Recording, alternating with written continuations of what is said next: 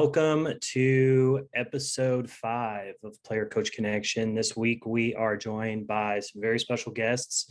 We have CJ Killin, who is an assistant coach at Salt Lake Community College, Adam Sweeney, who is the assistant coach at Northwest Florida State, and we also have Coach Greg Schiefen, who is the assistant coach at Georgia Highlands. So thank you guys for joining us this week, and we're really excited to talk about JUCO and kind of how your teams are looking, how the league's looking, and JUCO as a whole. So first things first, we'll go. CJ, you can start us off. Just kind of introduce yourself, where you've been in the business, and how long you've been at Salt Lake, and then we'll go from there. Yeah, first of all, thanks for having me, guys. CJ Killin, Salt Lake Community College. This is my third season here at Slick. Prior to this, I've got some stops at various levels. I've been at Division I at Portland State and Idaho State. I've also worked in junior college at New Mexico and Odessa. And then I've also worked a year of NAI in Nebraska at Peru State. So I've got a pretty diverse background as far as where I've been and where I've worked. But obviously found my way back to the JUCO level, and now at Salt Lake for year 3. Coach Sweeney? Yeah, so Adam Sweeney with Northwest Florida. So I'm actually returning to Northwest Florida now. So got here again in May, was here from 2017 to 2019. And between that, I had 2 years stint as the director of operations, special assistant to the head coach at Wofford. Division I. Spent the last season at New Mexico Junior College. So CJ, shout out to Hobbs, baby. Matt knows what we're talking about. And then before that, and before Northwest Florida, the first stint, I was a graduate assistant and walk-on at Gardner-Webb University. So awesome. And Coach Greg, I'm sorry if I butchered your last name on the Oh, no, you're fine. No, Greg Schiefen. I'm at Georgia Highlands. I've been at Georgia Highlands for 6 years now. And then before that, I had a couple D3 stops at Alfred University and Misericordia. And I think I'm going into my 9th year of coaching. Awesome. Well, yeah, thanks again for joining us. Matt, what do you want to start off with? Yeah, I mean, I'm always definitely always interested. Obviously, we know the preseason rankings a lot of times, go based off the previous year or maybe the previous couple of years, depending on, how your team's done. So, obviously all 3 of you guys are ranked. We got number 1 on here as well. So that's pretty cool. We get 3 guys from some of the best JUCOs in the country. So just more than anything, just trying to talk about your team a little bit, what you guys think so far, and, just some things, a little preview of, what your roster is looking like for this upcoming season.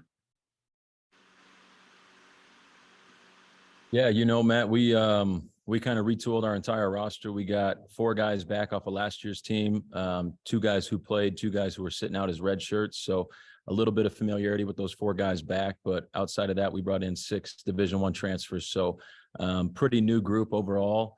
Obviously still getting to know one another, but we've had a lot of strides this fall, and it's been good to see these guys kind of grow together and figure one another out. As you guys know, you guys done at the JUCO level as well. You're bringing together a lot of new faces every single year, and figuring out how to make all the pieces fit is kind of the secret to the deal. So we're in that phase, and we've had a great month of practice since we started here at the beginning of the month.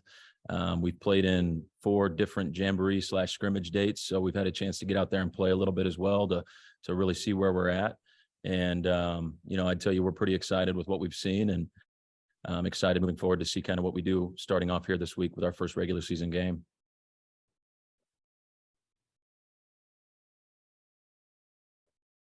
And, for us, we pretty much have an entire new roster. The only guy that's returning is Jalen McDaniel from last year's team. So, and he was, he played, more of a backup role, limited minutes. So for him coming back, that's the one guy with, a little bit of experience, familiar to Northwest Florida, but nobody was familiar, to us as a coaching staff and, how we like to do things. So we had, 12 new guys come in, bunch of Division I transfers, but we're very dynamic at the guard spot. We got Marcus Nyblack, who is a Florida Southwestern transfer, Colin Warren from McNeese State. Those two guys are going to be able to really push the tempo for us and help us really play fast and get up and down. We got a good experience in the backcourt too. Some strong, physical, big guys just outside of Jalen. We got Andre Harris from Duquesne. Kason Pryor is very skilled. Tavion Banks will be a pretty high level, pretty good freshman for us. So just trying to blend the experience of having, we got a couple 4-year guys, some 3-year guys with the freshmen. So it'll be a very unique kind of roster that we have, but a lot of talent. And we think these older guys are really helping to bring the young guys along too. So.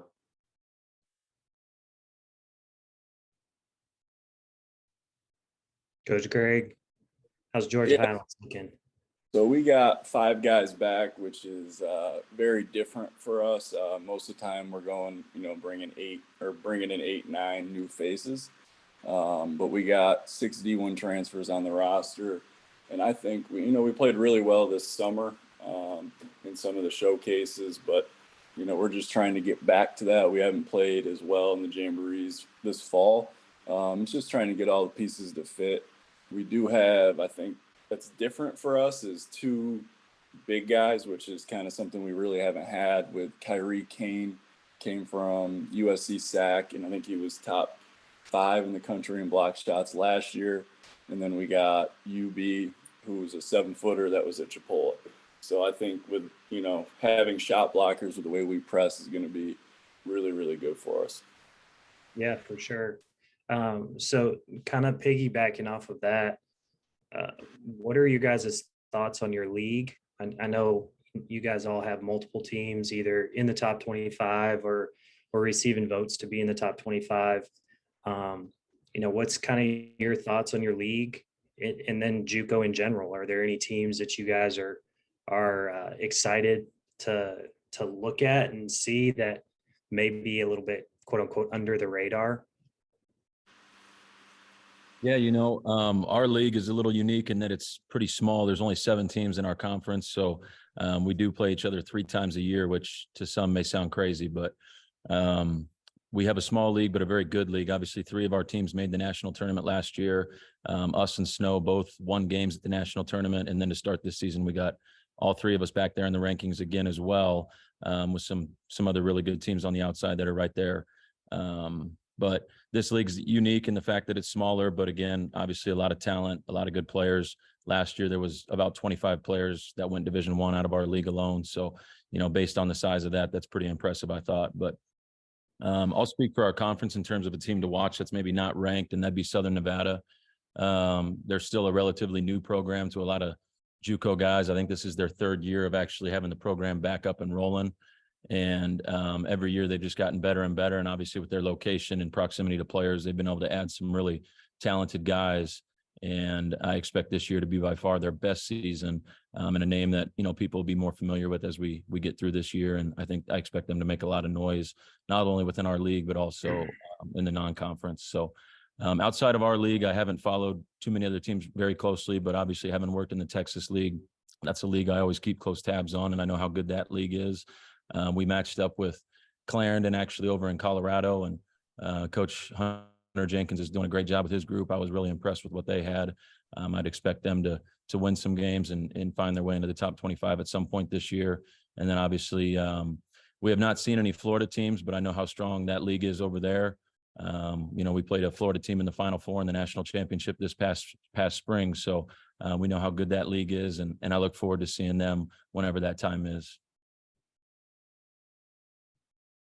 You got 2 looks at the Panhandle, Aaron. So it's going to be another strong year for the Panhandle. It's looking like for the preseason polls. We got 3 teams ranked in the top 10. us, Chipola, and Tallahassee on the top 10. And so, shoot, you could probably make a case for, really the other two teams in our conference, year in and year out. They could be top 25 teams as well, just given their talent level, the players they have. And so, it's same thing, kind of like, CJ was saying, we play everybody 3 times in our league as well. So like, and then, CJ, by the time round 3, man, it's just like, us, we know you, like, let's just tip it up, and whoever makes the most plays is going to win it. So it's usually always a fist fight, man. Like, you can't take any game for granted in our league. I mean, I remember in my first year in Northwest Florida, we started off 8-0.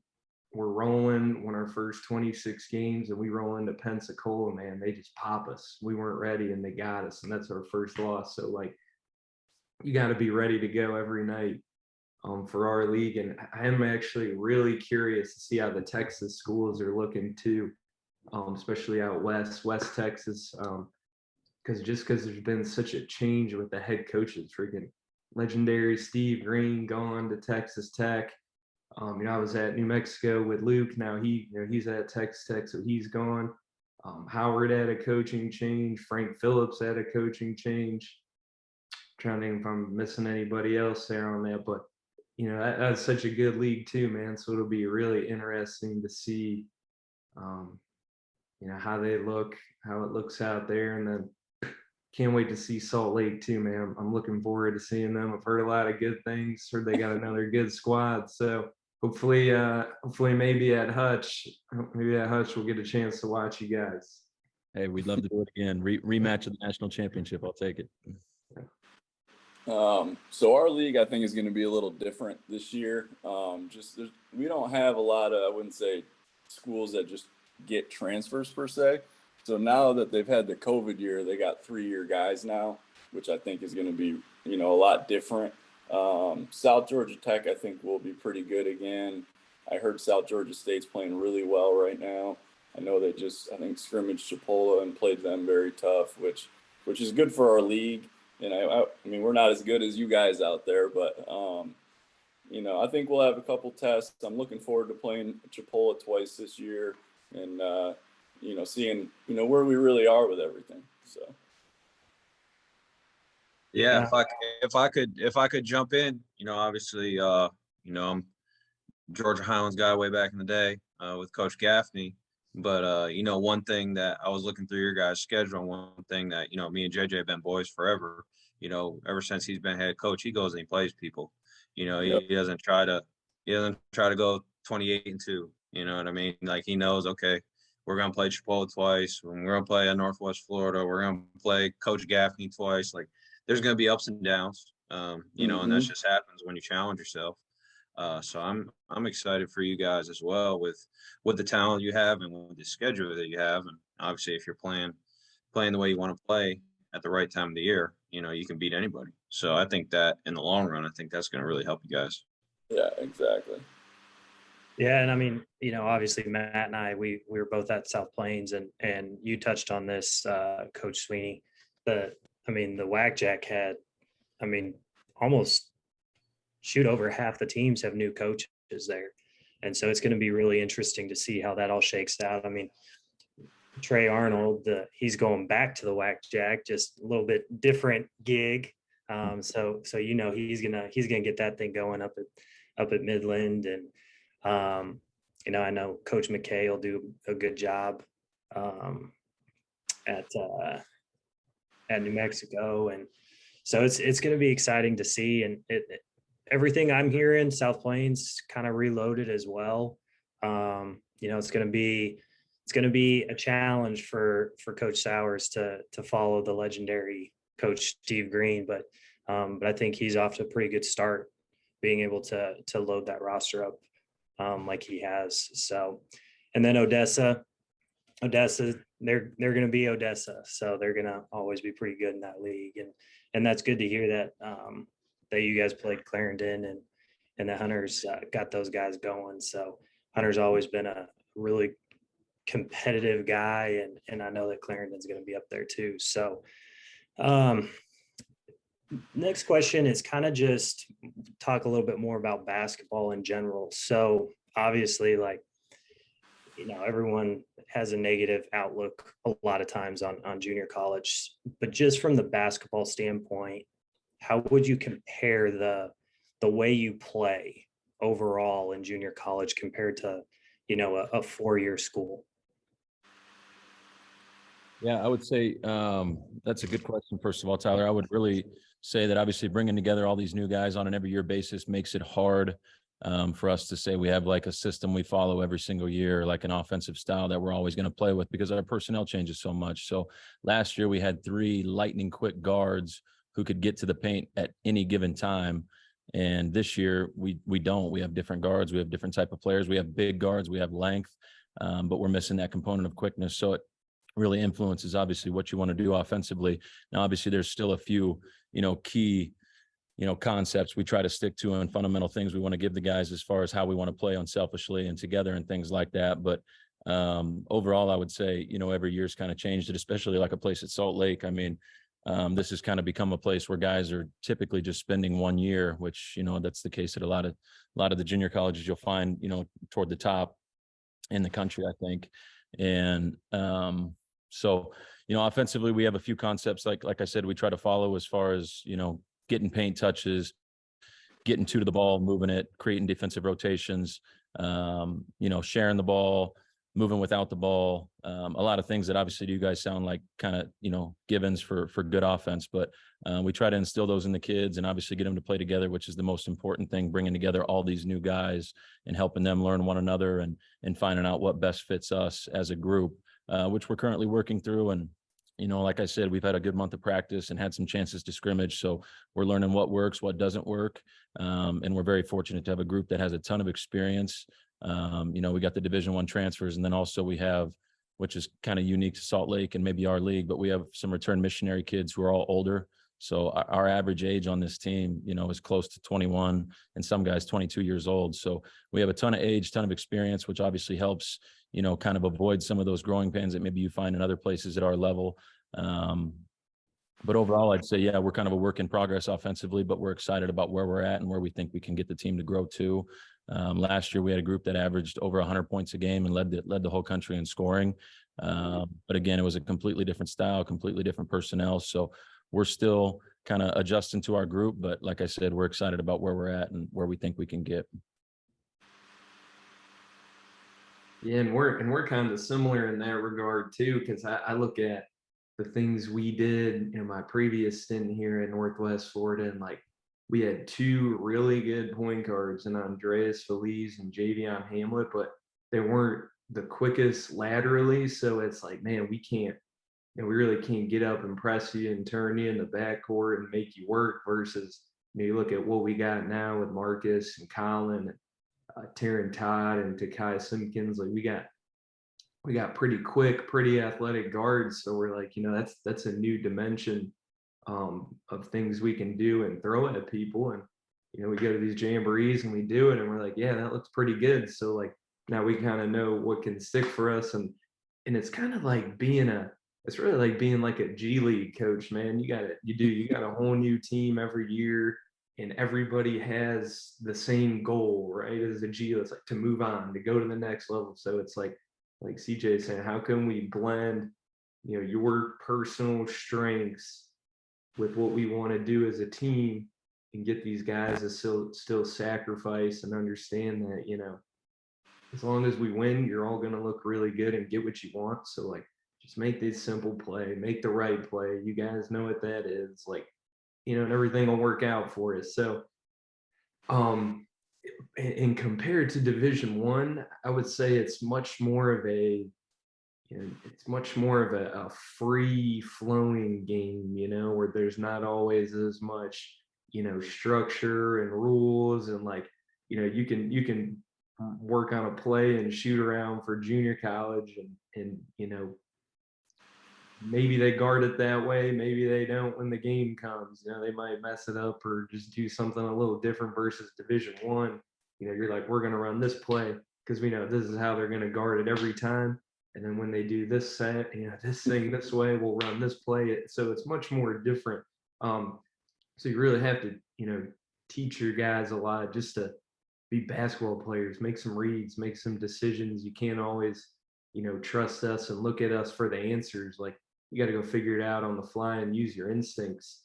And I'd probably say the other way that it's different from Division One is there's a lot less playing through the post and post feeds. Division One, it's a ton of, getting the ball to the post, getting your paint touches, playing inside out versus, we're a lot probably like Salt Lake in that regard. Like, we're going to try and get to the paint, with a guard off the bounce or a ball screen or attacking a closeout, and then, play under control, make the right play. So it's just it's a different game, but you can put on a JUCO game and see some really good sets, really good actions from, we've all, a lot of us coaches in here have been in Division One anyways, so like we just steal things from what we see or what we've done, and you use it. So yeah. Yeah, I definitely agree with both those guys. Having guys maybe for 1 year, we really have been trying to just dump it down offensively. We'll run a little bit of ball screen motion, a couple quick hitters here and there, but the main thing is, I think everyone knows, is we're a pressing team, so that's kind of where we spend most of our time. And I think, we may have 4 or 5 presses in where other teams maybe only have 1 or 2. So I think that's kind of different and unique for us compared to a lot of other schools.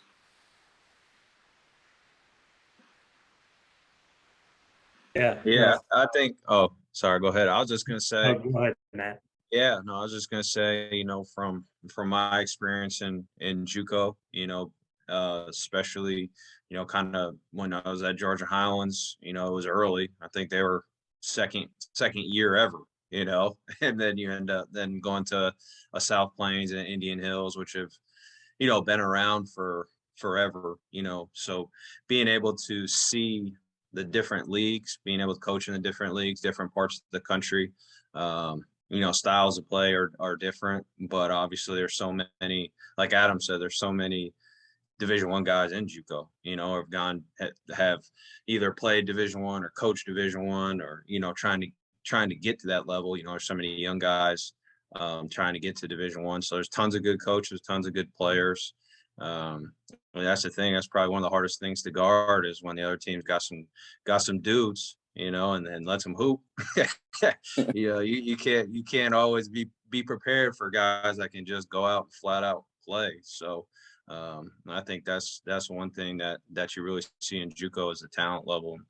There's a lot of really, really good players, and playing a little loose, playing a little free, getting up and down, scoring a bunch of points. So it can definitely be a challenge, but it'll be fun. I'm looking forward to this year, seeing all your guys' leagues. I mean, we didn't talk about Kansas, but obviously, as we all know, Kansas is going to have 34 teams that are top 25 caliber teams. So I think it's going to be a really good year at JUCO with a lot of talented teams and talented leagues, like always. So I know for me and Tyler, we're looking forward to keeping in touch and keeping up with it and see what happens.